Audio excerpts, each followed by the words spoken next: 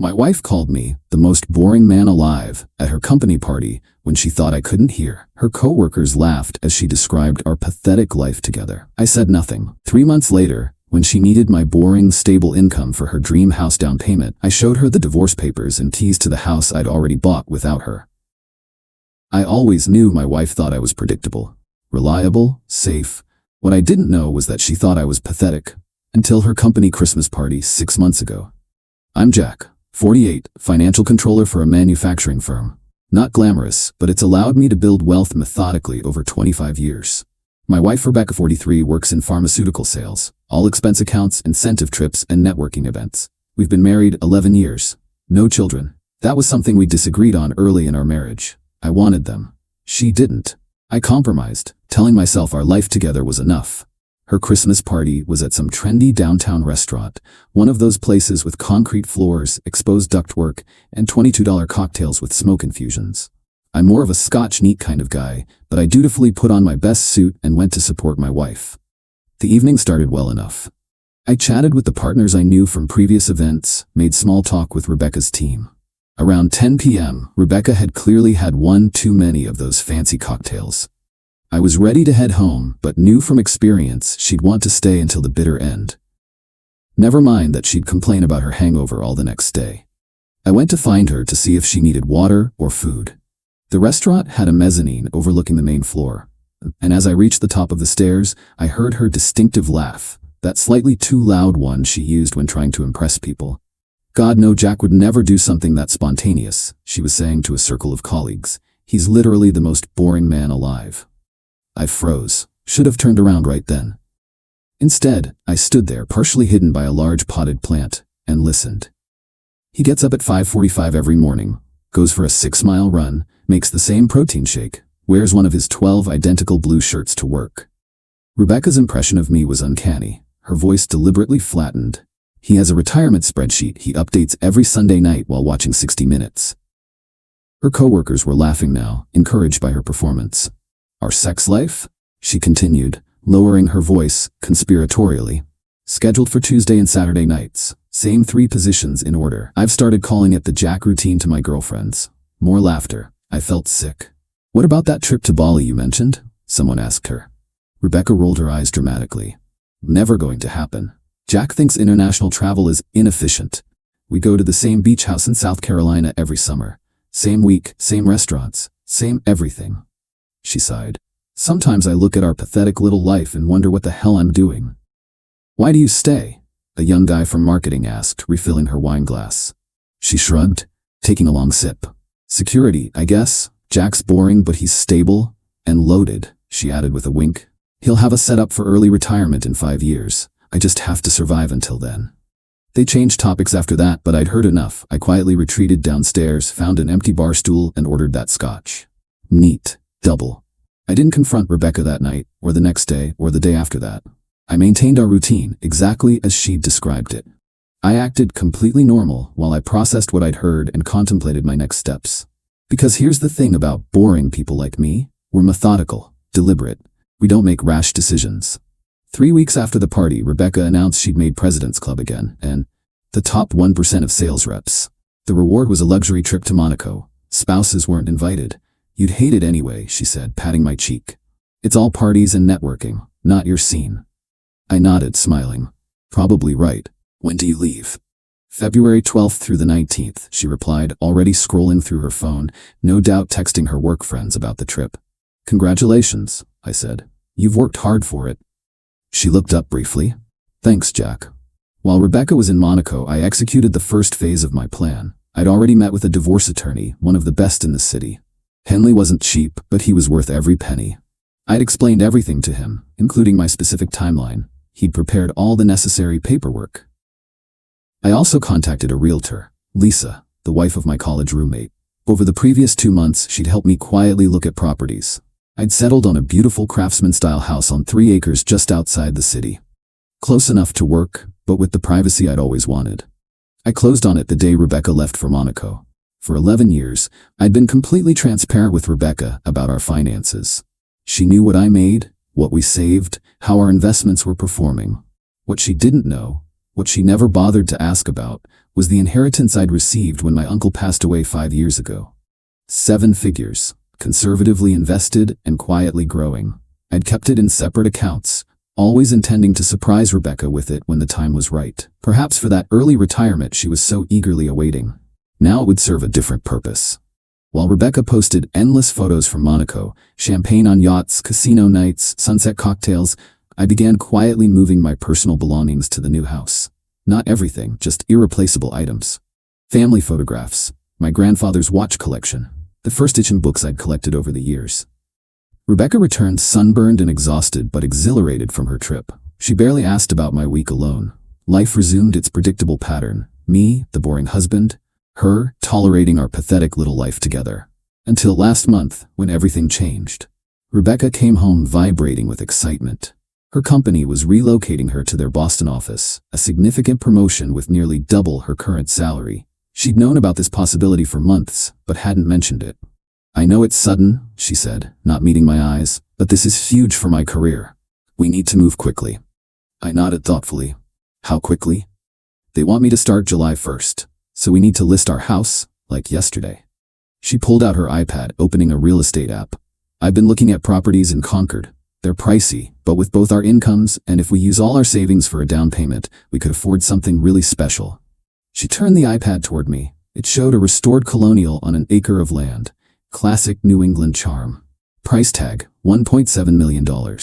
"What do you think?" she asked, studying my face. "I know it's over our budget, but it's perfect." I took the iPad, examining the house. It was beautiful. Exactly the kind of place we talked about owning someday. "I've actually already contacted a realtor about seeing it this weekend," she continued. "I know you hate making quick decisions, but we need to move on this. The market there is competitive." "What about my job?" I asked quietly. She waved dismissively. "You can find another boring controller position anywhere. Or maybe take some time off. We'll have my new salary, and we'll make a nice profit on this house." She squeezed my hand. "I need you with me on this, Jack. It's important to me." I looked at my wife, really looked at her, and realized she'd never actually seen me. The real me. Just the caricature she'd described to her laughing colleagues. "Let me sleep on it," I said. "Jack," she sighed, the familiar impatience creeping into her voice. "This isn't the time for your usual overthinking. Sometimes you just need to take a leap." I smiled. "One night. We'll talk tomorrow." The next evening, I suggested we open a special bottle of wine with dinner. Rebecca raised her eyebrows. This deviation from routine clearly surprised her, but eagerly agreed. We sat at our dining table, the one her parents had given us as a wedding present. I'd spent many boring weekends refinishing it when we'd first moved into this house. "So," Rebecca said, raising her glass. "Boston? I already told my boss we're all in." I took a slow sip of wine. "I've been thinking about what you said, about taking a leap sometimes." Her face brightened. "Yes. See? It's going to be an adventure. That's actually what I wanted to talk to you about." I reached into my jacket pocket and removed an envelope, placing it on the table between us. "I've decided to take a leap of my own." Her smile faltered as she stared at the envelope. "What's this?" "Divorce papers," I said calmly. "Already filed." The color drained from her face. "This isn't funny, Jack. It's not meant to be." I took another sip of wine. It really was excellent. I'd been saving it for a special occasion. This qualified. "I heard you at your Christmas party. What you said to your colleagues about our pathetic little life, about me being the most boring man alive." She opened her mouth, closed it, then tried again. "Jack, I was drunk. It was just stupid office talk." "The thing is, Rebecca, I don't think it was." I met her gaze steadily. "I think it was the most honest you've been in years." "So this is, what? Revenge because I hurt your feelings?" Her shock was turning to anger now. "You're throwing away 11 years over some tipsy comments?" "No," I said. "I'm freeing us both from a marriage that clearly doesn't fulfill you. You're right about one thing. Life is too short for settling." She stared at me, then abruptly reached for the envelope, tearing it open. Her eyes darted over the documents inside, widening when she reached the financial disclosures. "What? Where did all this money come from? These accounts?" She looked up, confusion replacing anger. "And where's our savings? The joint investment account?" "My uncle's inheritance. I never spent it, just invested it quietly." I finished my wine. "As for our joint savings, I've left it untouched. Your half is there for your fresh start in Boston." "But the house in Concord." Her voice had gone small now. "I can't afford it on my own. I'm sure you'll find something suitable with your big promotion." I reached into my pocket again and pulled out a set of teas. placing them next to the divorce papers. "These are for you too." She stared at the keys. "What are they for?" "A parting gift, the Mercedes convertible you've been eyeing for the past year. It's paid for and in your name. I figured you deserved something special for putting up with such a boring husband all these years." Rebecca's composure finally broke. Tears spilled down her cheeks as 11 years of marriage unraveled before her eyes. "Where are you even going to live?" she whispered. In answer, I took out my phone and pulled up photos of my new house.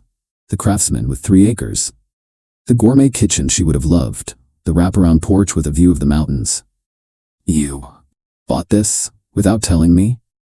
"I closed on it while you were in Monaco." I put my phone away. "Turns out I'm not quite as predictable as you thought." I stood up then, straightening my boring blue shirt. "I'll be staying at the new place starting tonight. My attorney will handle the rest of the communications. You can reach me by email if there's anything urgent about the divorce proceedings." I was almost to the front door when her voice stopped me. "Jack," her voice was barely audible. "I'm sorry, we can fix this, couples therapy or something." I didn't mean those things I said. I turned back one last time. "The trouble is, Rebecca, I think you did, and that's okay. We want different things. You find me boring. I find you unkind. Neither of us is wrong, we're just wrong for each other." I walked out the door of the house we'd shared, climbed into my sensible SUV, and drove toward my new life. Alone perhaps, but authentic, and definitely not pathetic. Some might call my response extreme, but after giving 11 years to someone who secretly mocked the life we built together, I decided I deserved more. We both did. Rebecca's moving to Boston next month, without the boring controller husband she's been tolerating all these years. I wish her well, genuinely. I hope she finds the excitement she's been missing with me. As for me, I've discovered that breaking routine can be surprisingly satisfying. Update: 2 weeks later. The response to my original post has been overwhelming. Thank you all for the support and questions. Here's where things stand now. Rebecca moved out of our house last weekend. She's staying with her sister until the Boston relocation. The Mercedes I bought her? She tried to return it, said it felt wrong to accept it given the circumstances. I told her to keep it. I certainly don't need 2 cars, and despite everything, I don't wish her ill. Several of you asked if she tried to reconcile after the initial shock. Yes, she did. Multiple approaches, actually. First came anger. How could I ambush her like this without trying to work things out? Then bargaining. She'd turn down the Boston job, we'd go to counseling, she'd never take me for granted again. Finally, a tearful acceptance when she realized my mind was made. The most telling moment came when her sister came to help her pack. In the kitchen, thinking I couldn't hear, her sister asked, "Did you really say those things about him?" Rebecca's response, "Not exactly like that, but yes." At least she's being honest now. That's progress. The divorce is proceeding amicably. We're both walking away with what we brought in, plus an equal split of what we built together. No alimony either direction. Clean break. The house sold in 3 days, well above asking. The real estate market in our area is still hot. Rebecca will have a nice cushion for her fresh start, and I'm glad for that. 11 years together means something, even if the end was painful. As for me, I'm settling into my new place. Bought a telescope for the deck. Turns out I enjoy astronomy. Started taking cooking classes on Thursdays. Joined a hiking group that explores different trails every weekend. Small changes, but meaningful ones. I've had dinner with old friends I'd lost touch with over the years. One of them pointed out something interesting, that toward the end, I had become somewhat boring and predictable, but not because that's who I inherently am. It was a protective shell I developed in response to Rebecca's constant subtle criticisms of my interests and preferences. That observation hit home. When we first met, I was training for a triathlon, played in a blues band on weekends, and was planning a solo trek through Patagonia. Somehow, over the years, I became the man she described at that party. The realization was both painful and liberating. Rebecca's coworkers have been reaching out to me, oddly enough. Turns out her portrayal of our marriage raised more eyebrows than laughs. 2 people from her team have actually apologized for not speaking up that night. One final note that might amuse you all. Rebecca's boss called me last week. Apparently, she's decided not to take the Boston position after all. He wanted to know if that was because of our reconciliation. I politely clarified that we were still divorcing, and her career decisions were her own. He seemed genuinely surprised. Reading between the lines, I suspect the promotion might have been less solid than she presented it to me. Life is unpredictable. Sometimes the most boring people make the most unexpected moves. And sometimes the person calling you pathetic is projecting their own fears onto you. I'm rediscovering who I am without the weight of someone else's disappointment. It feels a lot like freedom. Update. 3 months later, this will be my final update as I'm closing this chapter of my life for good. The divorce was finalized last week. Quick and clean, as these things go. Rebecca and I met afterward for coffee. Her suggestion, not mine. It was surprisingly cordial. She's taking a position with a smaller pharmaceutical company here in town. The Boston dream faded after what she called a reality check about what really matters. I wished her well and meant it. 11 years leaves its mark, both good and bad. My new life continues to evolve in ways I wouldn't have predicted. Remember that telescope I bought? It led to joining an amateur astronomy club that meets monthly at the university observatory. Through that, I met a professor who needed help restructuring the finances of a research foundation she runs. That's become an interesting side consulting project. I've rediscovered old passions too. Bought a guitar for the first time in a decade. My fingers are sore, but muscle memory is a remarkable thing. Started running again, not just the regimented 6 miles Rebecca mocked, but trail running through the woods behind my new house. No set distance, no particular pace, just movement for the joy of it. The most significant change? I've started taking those inefficient international trips. Solo journey to Iceland last month. Planning Thailand for the fall. Turns out I never disliked travel. I just disliked traveling with someone who made me feel I was doing it wrong. As for relationships, I'm proceeding cautiously. Had a few dates, nothing serious yet. I'm in no rush. Learning to be comfortable in my own company has been the unexpected gift of this painful chapter. Rebecca texted last week. She'd driven by our old beach house in South Carolina, the boring vacation spot, and felt nostalgic. Asked if I ever missed our routines. I took a day to respond, wanting to be honest without being cruel. Some routines were comforting, I finally wrote back. But I don't miss being someone's disappointment. She didn't reply. The most valuable lesson from all this? The opposite of love isn't hate, it's indifference. And I finally reached that peaceful shore. Rebecca no longer occupies my thoughts, either fondly or bitterly. She's simply someone I used to know. To those of you navigating similar waters, it gets better. The pain fades. What remains is the person you were always meant to be, before compromise became surrender. This boring man is signing off now. There are stars to observe, trails to run, and countries to explore. None of it pathetic, all of it mine. Edit. Many have asked if I regret the nuclear option. Instead of trying to work things out. Here's my perspective. When someone tells their colleagues they're only staying with you for financial security until retirement, they've already nuked the marriage. I just acknowledged the radiation. Eat it too. To clarify on the inheritance, since many have asked, yes, in our state, inherited assets kept separate remain individual property in a divorce. I consulted with my attorney specifically about this years ago when I received it. The house purchase came from those funds, not our joint savings. Everything was above board legally. Eat it 3. The question that keeps coming up. Why the Mercedes gift? Simple. It wasn't spite or manipulation. It was a final gesture to show I wasn't the bitter, vengeful person she might paint me as to friends and family. Also, practically speaking, I'd already ordered it months before as a surprise for her birthday. Rather than cancel, I chose to give her something that would help in her transition. Sometimes closure comes in strange packages.